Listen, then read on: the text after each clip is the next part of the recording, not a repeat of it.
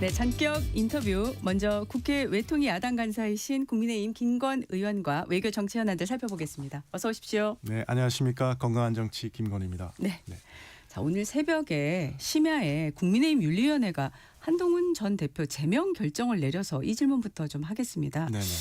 지금 당원 게시판 논란에 연루돼서 한동훈 전 대표에게 제명이란 결정을 내렸는데 이게 지금 가장 높은 징계이지 않습니까? 네네. 이 수준 예상하셨습니까? 뭐 저도 범사의 소식 보고 깜짝 놀랐는데요. 네. 네. 제가 지금 정부 여당이 계속 요구하는 게 있습니다. 그거는 뭐냐면 지금 국제 정세가 흉흉하지 않습니까? 네. 이럴 때는 우리가 살아남기 위해서라도 총력 외교를 해야 되고 그러기 위해서는 온 국민을 다 모으는 플러스 외교를 해야 된다. 네. 마이너스 외교 하지 말자. 네. 근데 이제 정부 여당이 자꾸 이제 야당도 배제하고 뭐 기업도 배제하고 그다음에 우리 뭐 시민사회라든가 종교계라든가 다 배제하고 자꾸 외교를 하려 그러니까 제대로 힘이 안 나지 않습니까? 네네. 마찬가지로 이건 우리 당에도 적용된다고 생각합니다. 예. 그러니까 우리가 이제 지방선거라는 뭐 정당은 선거에서 이기기 위한 조직이니까 예. 중요한 걸 앞두고 사실은 뭐 뜻이 맞는 사람이라면 뭐 어떤 사람이라도 다 이렇게 힘을 모아가지고 해야 뭐 겨우 이길까 말까 한 그런 상황인데 근데 이제 그러지 않는 방향으로 가니까 조금 뭐 의외란 생각도 들고 이게 올바른 길로 가는 건가 이런 생각도 들고 그래서 뭐 이런 걸 다 전반적으로 감안해서 그야말로 이렇게 정무적으로 앞으로 결정이 있어야 되지 않을까 그런 생각하게 됩니다. 네. 일단 한 전 대표는 징계 결과를 접하고 난 다음에 국민과 함께 민주주의를 지키겠다 이렇게 입장을 내놨고 우재준 최고위원 같은 경우에는 결국 한동훈 대표가 탄핵을 찬성한 데 대한 보복이다. 이런 말씀을 내놨어요. 근데 장해찬 또 여의도연구원 부원장은 당무감사위에서 모든 절차를 밟았기에 절차상 문제가 없다. 오랜 기간 고생한 당원 여러분께 모든 공을 돌린다. 이렇게 밝혔거든요. 크게 엇갈려요. 이런 당내 반응, 엇갈린 반응을 어떻게 봐야 될까요? 뭐 제가 봤을 땐 그게 중요한 게 아닌 것 같고요. 네. 중요한 거는 국민들이 어떻게 보시냐가 제일 네. 중요하지 않습니까? 국민들이 보시기에는 아니 지금 이 상황에 당내에서 이렇게 분란을 일으키고 서로 싸운다고 제대로 이 정부 여당의 잘못된 점을 지적하지 못하고 그다음에 이 선거를 위해서 제대로 준비하지 못하는 것 그게 가장 큰 잘못 아닐까요? 네. 그래서 조금 더 우리들이 국민 앞에 책임지는 자세로 정치를 해야 되지 않을까 그런 생각하게 됩니다. 네. 당연히 지금 당내 내홍 최고조 이루고 있다. 네. 뭐 이런 얘기들 다 나오는데 네. 지금 앞서 잠깐 언급을 하셔서요. 이게 지금 징계 의결 통지를 받은 뒤 열흘 안에 재심 청구가 가능한 걸로 알고 있고요. 그동안 한 전 대표 측은 이 당무 감사 결과 자체를 조작이라고 지금 비판하고 있었지 않습니까? 네. 양쪽에 이 지금 주어진 시간, 그러니까 당내 절차에 주어진 시간과 한 전 대표 입장 여러 가지를 봤을 때 여러 가지 이제 가능성이 다 나오고 있는데 당내 갈등을 어떻게 해야지 이게 좀 뭐라고 할까요? 봉합이라고 할까요? 수습이라고 해야 될까요? 어떻게 해야 될 거라고 생각하십니까? 그러니까 뭐 정치를 하시는 분들이 모여 있는 게 정당이니까 네. 이것도 지금이라도 정치적인 출구를 찾기 위해서 노력하셔야 되지 않을까. 당의 이제 지도적 위치에 계신 분이라든가 네. 아니면은 뭐 중진 의원님이라든가 뭐 이런 분들하고 다 힘을 합치고 지혜를 모아서 이것이 결국은 우리가 지방선거에서 국민들한테 지지받는 정당 그게 가장 중요한 목표로 해서 좀 지금부터라도 정신 차리고 나가야 되지 않을까 그렇게 생각하게 됩니다. 네. 그동안에 사실 이제 사과도 했고요. 비상계엄에 대해서 쇄신안도 나왔고 당직 인선도 했고 얼마 전에 당명 변경을 또 결정을 했고요. 그래서 이제 뭔가 변화로 가려고 하는 그런 모습이다라고 일반적으로 유권자들은 생각을 하고 있었는데 이번에 이런 결정을 딱 보니까 이거 앞으로 국민의힘은 어떻게 가는 거지? 이런 생각을 다들 하실 법하거든요. 네, 그런 생각을 하게 만든 게 조금 전 잘못됐다고 생각하거든요. 네. 그래서 이제 쇄신과 혁신과 변화로 가서 네. 우리들이 이렇게 지지를 해주고 나중에 이제 이 정권을 잡게 하더라도 이 당이 잘할 당이다 이런 당이 돼야 되지 않겠습니까? 그래서 결국은 그걸 목표로 국민의 눈높이에 맞는 그다음에 국민의 지지를 받을 수 있는 정당 그런 방향으로 가는 게 목표고 그걸 위해서 모든 것이 다 맞춰져야 될 것 같다. 저는 그렇게 생각하고 있습니다. 네, 이제 뭐 당연히 최고위원회가 열릴 텐데요. 그에 앞서서 혹시 이제 의원님이 제가 알기로 대안과 미래 투재선 모임에도 지금 참여하고 계신 걸로 아는데 네네. 혹시 이제 당내에서 어떤 지금 말씀드린 이런 상황을 좀 수습하기 위한 뭐 활동이라든가 이런 생각일 좀 아이디어가 있으실까요? 어떠십니까? 뭐 갑자기 이전이 아니라 그런 아이디어가 구체적으로 있지는 않습니다만은 네. 그런 움직임들이 당연히 있지 않을까? 저는 그렇게 예상해 봅니다. 네, 알겠습니다. 네. 자, 이제 한중 정상회의에 이어서 한일 정상회담이 열렸습니다. 관련해서 이제 토론회도 곧 여신다고 네, 들었고요. 일단 그 한중 정상회담, 한일 정상회담 사실 우리 외교에 굉장히 중요한 회담들이 연초에 다 몰려 있었는데 네. 전체적으로 좀 평가를 한번 해주신다면 어떠실까요? 전체적으로 평가를 한다 그러면 뭐 다 무난했죠. 특히 이제 뭐 의전적인 부분에서 예우를 받는다든가 네. 이런 부분에서는 뭐 상당히 성과가 있었던 것 같고 네, 그러니까 지금의 어떤 이 갈등과 이 경쟁이 심한 국제 정세하에서 예, 그러니까 우리가 이제 어떤 지정학적인 위치를 점하고 있기 때문에 예, 거기에 대해서 이제 우리가 인정을 받은 거라 뭐 이런 정도의 이해는 할 수 있을 것 같습니다. 네. 그렇지만 이제 중요한 건 뭐 그런 외양보다는 실질적으로 우리가 원하는 것이 얻은 게 뭘까 이런 생각을 하게 되는데 한중 정상회담 같은 경우는 사실 국빈 방문이라는 게 뭐 임기에 한 번, 뭐 맥시멈 2번 정도 있는 거거든요. 네, 그래서 아주 중요한 기회인데 이번 기회에 이제 또 정부에서는 이게 한중 관계를 전면적으로 복원했다 이렇게 선언했는데 사실은 공동성명도 나오지 않고 그렇죠. 그다음 우리가 기대했던 뭐 여러 가지 사안이 있지 않습니까? 네. 한한령 해제라든가 뭐 서해 구조물 문제라든가 네, 북한 문제라든가 이런 거에 대해서 뭔가 국민들에게 이렇게 딱 보이는 손에 잡히는 그런 어떤 성과가 없어서 뭐랄까 그래서 제가 이제 표현은 그렇게 했죠. 빛 좋은 개살구 같다. 이쪽으로 가서 갈 것 같다. 뭐 네. 그렇게 했는데 뭐 제가 그렇게 말씀드렸더니 갑자기 이제 대통령께서 기자간담회를 소집해서 이런 성과가 있었다 열심히 설명하셨는데 네네. 뭐 그럼에도 불구하고 그런 게 좀 미흡했다 이런 생각이 들고 그러니까 사실 국민들 기대는 이번에 가면 지난번에 이제 시진핑 주석이 서울에 왔을 때 그 JYP의 박진영 그렇죠. 씨하고 이렇게 인사도 하고 그래서 네네. 이번에 가면 뭔가 좀 한한령이 좀 풀린다는 구체적인 조치 가령 뭐 우리 영화가 상영된다든가 아니면 우리 이제 이 K-팝 그룹이 와서 공연을 한다든가 네. 뭔가 좀 돌파하고 있지 않을까 이런 기대도 했고 네. 근데 이제 그런 게 좀 없어서 뭐 그렇게 뭐 저로서는 후하게 점수를 줄 수는 없고 한 75점? 75점. 예, 그래도 그 정도. 좋은 점수 주신 것 예, 같습니다. 아니 뭐 그렇고 그다음에 이제 한일 외교는 뭐 이번에 상당히 잘 됐고 네. 근데 지금은 한일 관계가 좋아야만 됩니다. 왜 좋아야만 왜 되는 좋아야만 건가요? 되냐면 미중이 막 갈등하고 경쟁하고 이게 극심하지 않습니까? 네. 근데 또 하나 나타난 현상은 요번에 이제 미국의 국가안보 전략에도 나타나지만 미국의 우선순위가 미국 본토 방해하고 그다음에 이 서방구 이제 요번에 베네수엘라 개입했듯이 그쪽 네. 중심으로 가면서 뭐 유럽과 중동뿐만 아니라 인태에 대한 미국의 공약도 좀 약화된 듯한 모습이 보여서 네. 이런 상황에서는 한일이 이제 잘 연결돼 있지 않으면 소위 말해서 이제 우리의 전략적 공간을 만들 수가 없기 때문에 지금은 한일이 잘 가야 됩니다. 관계가. 그래서 이런 상황이라서 그런 의미에서 이제 일본도 우리 대통령의 방위를 적극적으로 환영하고 뭐 거의 이 전례가 없는 예우를 하지 않습니까? 네. 뭐 숙소에서 미리 기다리고 있다 인사를 그러니까요. 한다든가 뭐 그런 것들이 이제 다 지금의 국제 정세에서 한일이 서로를 절실히 필요로 한다는 그런 거니까 그래서 그런 의미의 성과가 이제 있었다고 보고요. 네. 다만 이제 제가 지적하고 싶은 거는 예. 우리 이제 대통령께서 야당 대표 시절에도 그랬고 우리 더불어민주당도 야당 시절에 이렇게 한일 관계라는 건 어떤 전략적 함의가 있고 그런데 뭔가 이 반일 감정을 자꾸 이제 조장을 해서 뭔가 국내 정치적으로 이렇게 득을 보려는 네. 그런 것들이 있었거든요. 그래서 그런 거에는 분명히 좀 반성을 이번 기회에도 해야 되겠다. 왜냐하면 누가 집권하든지 간에 네. 지금 한일 관계를 이런 식으로 잘 갖고 가고 네. 그다음에 요번에 이제 그 과거사 문제에도 자그마하지만 의미 있는 진전이 있다 이렇게 하지 네. 않았습니까? 네. 조세의 탄광 문제. 네. 저는 과거사 문제도 사실 이런 어프로치, 한일 관계를 잘 미래를 위해서 잘 갖고 가면서 이제 그렇게 되면 이제 일본도 훨씬 더 이제 우리 과거사 문제에 대해서 네. 성의 있고 적극적인 자세가 나올 수밖에 없을 테니까 네네. 이렇게 가는 게 이제 맞는 방향으로 생각하거든요. 네네. 그래서 그런 의미에서 뭐 한일 정상회담은 저는 한 85점 좀 줄 수 있는데 다만 이제 그런 반성을 좀 해야 되지 않을까. 만약 그 여당의 과거 기준으로 보면 네. 분명히 지금 굴종 외교, 굴욕 외교 이렇게 하고 지금 비난을 하고 있었을 거거든요. 저희는 그렇게는 하진 않습니다. 네네.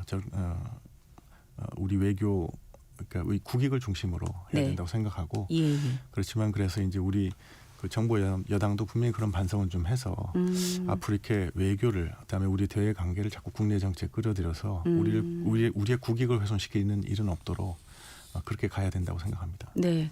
지금 언급해 주신 작지만 의미 있는 진전이라는 표현을 하게 된 게 사실은 이 조세 탄광, 네네. 예, 공동 유해와 관련된 한일 간의 합의가 지금 있었는데 그런데 사실 이게 이렇게 또 접근하다가 또 다음 달에 예를 들면 다케시마의 날이라고 일본이 부르는 독도의 날 같은 행사가 또 있단 말이죠.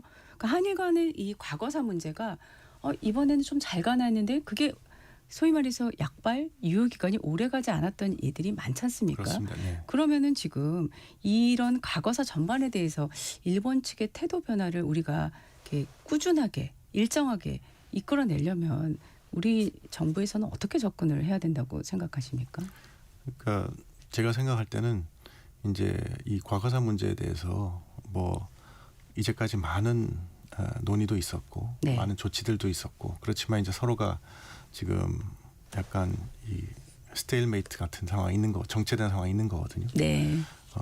그다음에 그래서 이제 여기서 결국은 어떻게 진전을 하느냐가 문제인데 저는 이번의 접근법이 맞다고 생각합니다. 그래서 이렇게 이 자그마치만 중요한 진전들을 계속 여기 이루어가면 특히 그 이번 조세의 탄광 문제도 일본의 네. 시민사회가 사실 주도한 거지 않습니까? 그래서 뭐 우리에게 도움을 줄 수 있는 일본의 시민사회의 역할도 우리가 지원하고 그다음에 같이 협력하고 해서 이런 문제가 지금 사실 많습니다. 과거사 문제들이 네. 이런 문제들 하나하나 지금 발굴하고 그다음에 인식시키고 해결해가고 이런 과정을 거치면서 가야 된다고 생각하고 또 저는 이렇게 생각합니다. 지금 뭐 작년에 양국 인적 교류가 1,200만이라고 그러지 않습니까? 네. 한 달에 100만이라는 숫자인데 네. 많은 일본 사람들이 이제 한국에 오지 않습니까? 한국에 와서 경복궁을 다 관람하면서 거기 가면 또 우리 을미사변의 현장도 있지 않습니까? 네. 그런 역사를 배우면서 뭔가 이제 마음으로부터 좀 변화가 있으면 그게 이제 결국은 한일 과거사 문제도 조금씩 해결해가는 방향이 되지 않을까 저는 그렇게 생각합니다. 네. 그 양국 관계 언급을 한 내용을 기사로 접해 보면 우리 쪽에서는 한중일 이 3국을 다 언급하면서 협력을 강조했는데 일본은 한미일 연대를 강조를 했어요. 이게 지금 중일 갈등 상황에서 이렇게 작게 보이지 않는 표현이거든요. 앞으로 우리한테 이 외교적으로 굉장히 큰 도전 과제라고 생각을 하는데 지금 의원님께서 생각하시기에 이 한중 관계, 한일 관계 사이에서 우리가 어떤 역할을 해야 될까요? 특히 지금 한중일 3국, 3국도 있고 하는데 지금 한중일 회담은 중국의 지금 거부로 언제 열릴지도 모르는 상황이잖아요. 일단 이제 뭐 한중일에 대한 언급이 다카이치 총리가 안 했다 그러는데 그거는 이제 뭐 지금의 중일 관계 때문에 안 했을 거고요. 네. 원래는 되게 하고 싶었을 겁니다. 그 한일의 목표는 미중 갈등, 미중 경쟁 뭐 이런 것들이 정말로 뭐 너무 극단적으로 가서 이게 뭐 군사적 충돌을 간다 이런 거 막아야 되는 거거든요.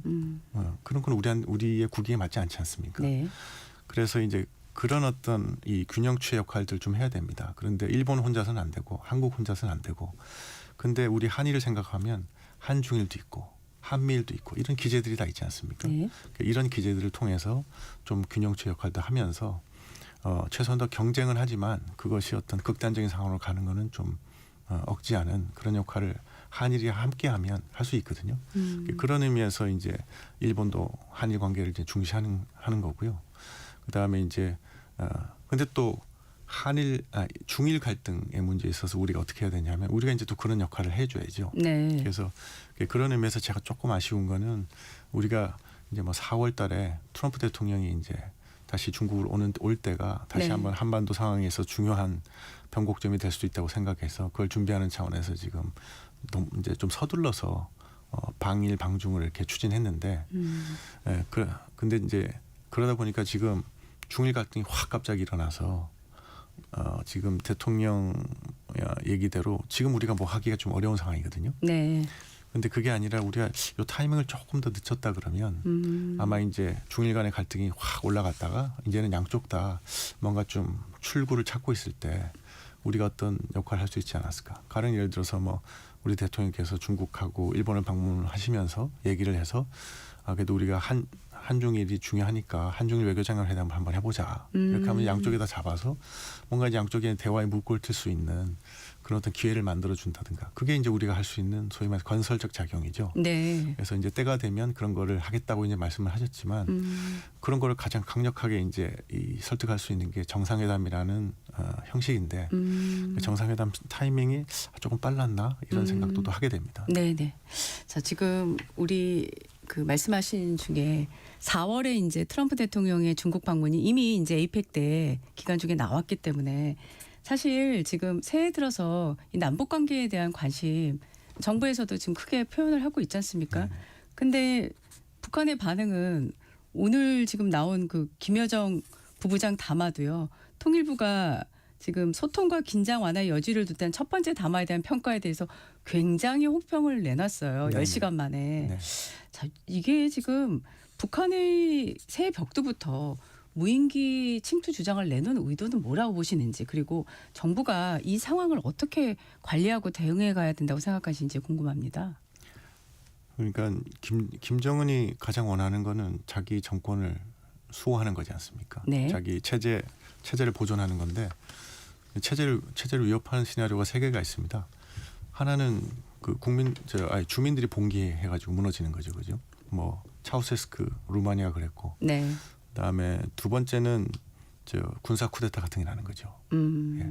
근데 북한은 그 두 가지는 절대 안 일어나도록 다 체제를 갖추고 있습니다. 그래서 참 어렵습니다. 그게 거의 불가능한데, 근데 마지막 세 번째 가능성이 남아 있습니다. 세 번째 가능성은 뭐냐면 알바니아처럼 알바니아가 국민의 한 25%가 탈출해 버렸거든요. 그래서 무너졌습니다, 나라가. 그 알바니아 공산 정권이. 그래서 그게 이제 세 번째 가능성을 막아야 되는 거죠. 근데 세 번째 가능성을 막으려니까 김정은이 어떻게 했냐면 중북 국경에 전기철조망을 다쳤습니다. 그 그렇죠. 전기 없는 나라가 몇 년 전에 다 했죠. 전기철조망을 다치고 예. 지금 우리 남북 간에는 장벽을 쌓고 있는 거거든요. 네네. 아예 탈출 같은 게 불가능하게. 그렇게 하고 그다음에 이제 탈출 유인하는 동기는 뭐냐 하면 남한 사회를 북한 주민들이 동경하게 되면 저기가 더 우리 탈북민 많이 있지 않습니까? 네. 자유를 찾아오는. 네. 이제 이런 거를 막아야 되니까 네네. 이제 뭐 반동사상 문화, 반동사상 문화 배격법 이런 것도 법을 만들어서 통제를 하려고 그랬는데 예예. 도저히 안 되는 겁니다. 그러니까 아예 지금 개념을 바꿔서 저 남한은 우리랑 같은 민족 아니야. 저기는 우리의 적일 뿐이야 하고 지금 가는 거거든요. 그러니까 북한이 그런 소요로 계속 어떤 적대적인 관계를 일깨우기 위해서 이번 무인기도 그냥 지나가면 되는 거거든요. 뭐 발표한 게 작년에 있었던 일도 막 발표하지 않습니까? 그렇죠. 그걸 이제 자기들이 9차 당대회를 앞두고 그러니까 그렇게 주장을 자기 주민들한테 하려고 하는 거죠. 우리는 적대적인 관계야. 저기는 우리랑 같은 민족 아니야. 네. 통일의 대상도 아니고 통일이라는 말 다 주지 않습니까? 네. 그러니까 적대적일 뿐이고 저기서 나오는 TV 드라마 보고 그러면 그거는 이적행위야 이렇게 하는 거거든요. 그렇게 하려는 수요가 있기 때문에 우리가 뭐 지금 현재 저렇게 막 뭐 모든 걸 다 해줄 거잖아 아무리 해도 북한이 반응이 저렇게 나오는 거죠. 그래서 저는 이제 이런 현실에 입각해서 우리가 북한에 대한 대북 정책을 좀 세워야 된다고 생각합니다. 네. 네. 알겠습니다. 그 국내 정치로 다시 질문을 좀 가져가서요. 이재명 대통령이 16일에 이제 일본 돌아오고 나서 여야 지도부 간담회를 하겠다고 했는데 지금 국민의힘은 불참하겠다고 거절을 했지 않습니까? 네. 거절 잘한 건가요? 아니 그게 이제 원래는 거절을 하는 게 아니라 이제 대통령이 해외 순방을 갔다 와서 열을 뭐 설명한 당연히 가야죠. 그런데 이제 이게 좀 문제가 아까 플러스 외교 제가 마이너스 외교하면 안 된다고 얘기하지 않았습니까? 네네. 그랬는데 지금 15일 날 2차 특검법을 상정을 해서 그렇죠. 또 우리 일정 당이 상, 필리버스트에 가지 않습니까? 아. 그래서 이런 상황에서 오라 그런다는 거는 좀 말이 안 맞는 거죠. 그러니까 결국은 중요한 외교를 하시는데 그 외교가 지금 외교가 엄청 중요합니다. 예, 국제사회가 이렇게 이 정세가 험악한 상황에서 우리가 네. 살아남으려면 네. 외교를 잘해야 되지 않습니까? 그런 외교를 잘하기 위해서도 기본적으로 국내 모든 어떤 역량을 모아야 되는데 그러지 않고 저렇게 2차 특검법을 막 일방적으로 막 하고 야당을 무시하고 그러면 이게 성립이 안 되는 거죠. 네. 그래서 그러면서 안타깝다는 생각이 듭니다. 네. 단독회담을 이제 요구했는데 결국 16일 날 불참을 하시면은 따로 만날 수밖에 없는데 이게 단독회담 성사 잘 될까요? 그거는 이제 뭐 대통령께서 결정하실 문제인데 네. 그러니까 이런 상황이기 때문에 단독회담을 요청한 것이고 야당에서 네. 그런 거를 감안해서 대통령께서 결정하시면 좋지 않을까 그런 생각이 듭니다. 어제 그 장동혁 대표하고 이준석 대표가 만났습니다. 지금 여러 그 논의를 했고 통일교 공천원금 특검법 그다음에 대장동 환수 포기 문제 뭐 이런 것들 다 얘기를 했는데 이 공조는 잘하고 있는 거라고 생각하십니까? 예, 제가 모두에 말씀드렸듯이 지금은 뭐 뜻을 같이 하는 사람이라면 모든 사람이 힘을 합쳐야 정부 여당을 견제해서 우리의 민주주의를 지켜낼 수 있는 상황이니까 뭐 모든 사람을 다 해야죠. 그런 의미에서 저는 뭐 긍정적으로 생각하고요. 네. 그런 의미에서 이제 지금 뭐 제명 한동훈 전 대표에 대한 제명이라는가 이런 좀 이해할 수 없다 그렇게 생각합니다. 그러게 공교롭게 또 같은 날에 네. 있어가지고 연대 행보를 나선 날 제명 이게 지금 오늘 아침 조간 제목들이 대부분 다 이렇게 지금 하고 있는 상황인데 예, 그래서 또 많은 국민들께서 좀 약간 인지 부조화 이게 뭐지? 네. 뭐 이런- 인지 부조화란 이런, 말도 합니다. 네. 예, 생각이 들지 않으실까? 그래서 네. 뭐 저로서도 좀 납득이 어려운 그런 상황입니다. 네. 지방선거 연대에 대해서 개혁신당 쪽에서는 계속 손사래해요. 그런 건 아니다. 네. 의원님은 어떻게 생각하십니까? 아니 그거야 이제 지금 논의를 시작한 단계니까 그렇고요. 그 정당이라는 것은 선거에서 이기기 위한 것이 목적인 조직들이니까 네. 그걸 중심으로 결국 양당 간의 논의가 되지 않을까 이렇게 생각합니다. 네, 알겠습니다.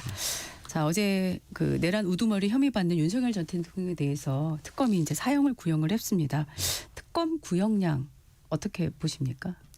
뭐 특검 구형량 뭐 이게 두 가지밖에 없는 거지 않습니까? 사형 아닌 무기징역인데 뭐 특검 구형량은 특검은 이제 그렇게 할 수 있는 거고 그렇지만 중요한 건 이제 앞으로 선고가 어떻게 네. 날 것이고 앞으로 이제 이게 어떻게 이제 전개될 것이냐인데 근데 이제 제가 봤을 때는 뭐 대다수의 국민들은 이제 이 문제는 우리가 좀 이제는 좀 극복해내자 계엄의 강을 건너자 뭐 이렇게 생각하시는 것 같아요. 그래서 이 과정이 이제 충분히 납득할 수 있고 공정한 절차를 통해서 이루어져서 그런 결론이 나오고 그다음에 우리의 정치는 좀 미래에 포커스를 맞추고 그다음에 우리 민생에 좀 중심을 두고 하는 그다음에 지금과 같은 좀 일방적이고 폭주하는 그런 국회 모습 말고 좀 수기하고 상의해서 지금 국제 정세가 어려운데 우리가 생존하기 위해서 우리가 지금 사실은 우리가 하나가 돼야 되거든요. 네.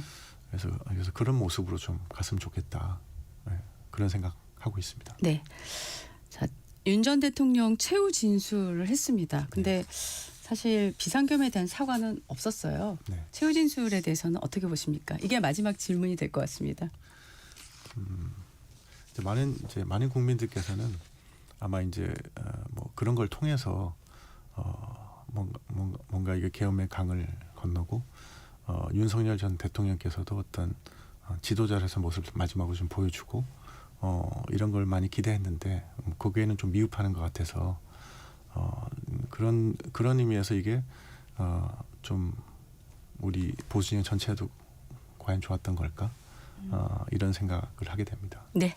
오늘 말씀 여기까지 듣도록 하겠습니다. 지금까지 국회 외통위 야당 간사이신 국민의힘 김건희 의원과 말씀 나눴습니다. 고맙습니다. 감사합니다. 잠시 후 당당 토론으로 이어가겠습니다.